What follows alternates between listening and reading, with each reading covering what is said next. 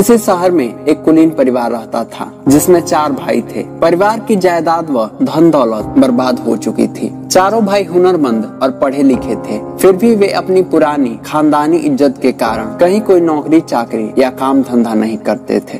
सारा जेवर भी लुके छिपे कम दामों पर ही उन्होंने बेच डाला। आखिर एक दिन ऐसा आया कि घर में कुछ भी न बचा और खाने पीने के लाले पड़ने लगे। उन्होंने सोचा कि अब क्या किया जाए। उनके घर के पास ही बगीचे में एक सहजन का पेड़ था। उसके फलने का मौसम था। बड़ी लंबी लंबी और हरी हरी सहजन की फलियां डालियों पर लटक रही थी। जब शाम हो जाती और चारों तरफ सन्नाटा छा जाता तो उन चारों भाइयों में से कोई एक उस पेड़ पर चढ़ जाता और फलियों को तोड़कर नीचे गिरा देता। कुछ रात बीते एक कुजड़िन आती और सहजन की फलियां खरीद कर ले जाती। इससे जो थोड़े पैसे मिलते उन्हीं पैसों से उस परिवार का निर्वाह होता। एक दिन उनका एक रिश्तेदार उनके यहाँ आया। उसे इन लोगों की बुरी दशा की जानकारी नहीं थी। जब भोजन तैयार हुआ तो बड़े भाई ने बहाना बनाया कि आज मेरा सोमवार का व्रत है, इसीलिए मैं खाना नहीं खाऊंगा। दूसरे ने कहा मेरे पेट में दर्द उठ रहा है और डॉक्टर ने खाने से मना किया है। तीसरे भाई का कहना था कि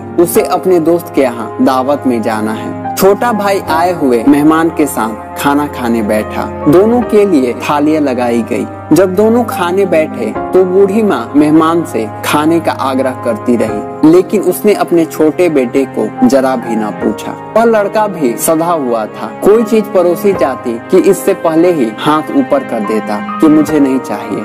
इस तरह 2 बार ऐसा करने पर मेहमान समझ गया कि ये लोग गरीबी का शिकार हो रहे हैं। गरीबी के मारे इनके घर की हालत खराब है। खाने पीने की तकलीफ बढ़ गई है, फिर भी इन्हें इसकी फिक्र नहीं है। किसी तरह उस रात को खाना खाकर वह मेहमान बरामदे में सोने गया और वह सोया क्या, सोने का ढोंग रचा। करीब 10 बजे रात गए। कुंजड़िन आई।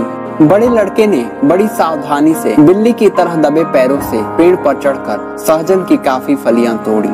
कुंजड़िन जानती थी कि इस वक्त इनकी गरज है। वह जो दाम देगी ये वही ले लेंगे और ज्यादा पैसा उससे नहीं मांगेंगे। जब बड़ा भाई टोकरी में सहजन की फलियां लेकर कुंजड़िन के पास आया तो उसने दाम कम दिए और कहा कि आजकल सहजन का मांग नहीं है, मुझे भी बाजार में लाभ नहीं मिलता। अब मैं तुमको पहले की तरह ज्यादा कीमत नहीं दे सकती। तुम्हारी गरज हो तो लो, नहीं तो मैं चली। बड़े भाई ने मुंह पर हाथ रखकर कहा तुम जितना देना चाहो दे दो, मगर जोर से मत बोलो। बरामदे में हमारे मेहमान सो रहे हैं, वह जाग जाएंगे। कुंजड़िन ने इस मौके का लाभ उठाकर उन फलियों के दाम और भी घटा दिए। लाचार होकर बड़े भाई को उतने ही पैसे लेने पड़े जितने कुंजड़िन ने दिए।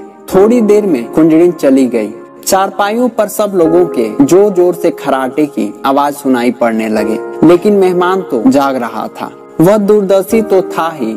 उसने सोचा यह कितना अच्छा प्रतिष्ठित खानदान है। झूठी और बनावटी इज्जत के ख्याल से ये नौजवान लड़के खाने पीने की तकलीफें बर्दाश्त कर रहे हैं। वह चुपचाप उठा और बरामदे के एक कोने में पड़ी कुल्हाड़ी उसने उठा ली और बिना किसी आहट के उस सहजन के पेड़ के पास पहुंचा। उसने पेड़ को जड़ के पास से काटकर धरती पर गिरा दिया। फिर सुबह होने से पहले ही अंधेरे में ही वह मेहमान वहाँ से चल दिया।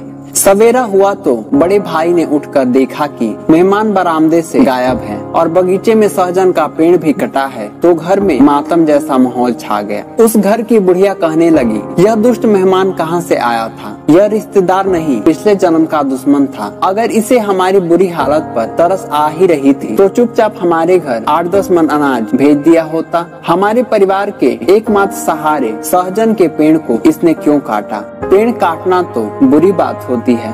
बड़े भाई ने बुढ़िया से कहा अम्मा, जब तक हमारा बस चला घर की पुश्तैनी इज्जत हमने बचाई। न किसी के यहाँ नौकरी की और न ही कभी किसी के आगे हाथ फैलाया, मगर आगे गुजारा चलाना मुश्किल है। अब कहीं न कहीं काम ढूंढना ही पड़ेगा। उस बस्ती में चारों भाइयों की अच्छी इज्जत थी। अपने खानदान और अपनी ईमानदारी के लिए वे काफी मशहूर थे। जहाँ जाते वहीं लोग उनसे अच्छा बर्ताव करते। एक बड़े धनी मानी सज्जन ने बड़े भाई को अपने यहाँ नौकरी पर रख लिया और अन्य भाई भी कहीं कहीं लग गए। 1 साल हो गया और चारों भाई की हालत अच्छी हो गई। घर का कारोबार भी ठीक चलने लगा और घर में दूध घी की कमी भी नहीं रही। तब उन्हें इस बात का एहसास हुआ कि वह रिश्तेदार उनका सच्चा हितैषी था। दोस्तों, जो लोग भी यह सोचते हैं कि अगर वे अपनी झूठी शान से समाज में इज्जत और प्रतिष्ठा हासिल कर सकते हैं, तो ऐसा नहीं हो सकता, बल्कि उस झूठी शान की वजह से ही घर में खाने के भी लाले पड़ सकते हैं। इसीलिए ऐसा कभी न सोचें कि मैं ऐसा करूंगा, बल्कि जहाँ भी आपको विकास दिख रहा हो, आप वहीं से ही शुरुआत करें और अपने जीवन को बेहतर बनाएं। धन्यवाद।